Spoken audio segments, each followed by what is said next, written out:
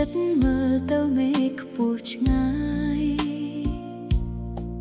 ស្វែងរកពន្លឺក្នុងថ្ងៃងងឹតអាប់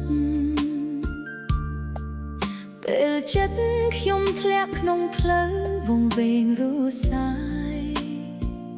ព្រះអង្គគញឹមហៅខ្ញុំឲ្យវិលត្រឡប់សំឡេងទើបព្រះឃើញព្រះភក្ត្រទន់ភ្លន់ព្រះហស្ថទ្រង់ក្រសោបជីវិតទូលបង្គំស្នាមញញឹមព្រះពោពេញដោយសេចក្តីស្រឡាញ់ធ្វើឲ្យចិត្តខ្ញុំស្ងប់ស្ងាត់គ្មានភ័យខ្លាចព្រះ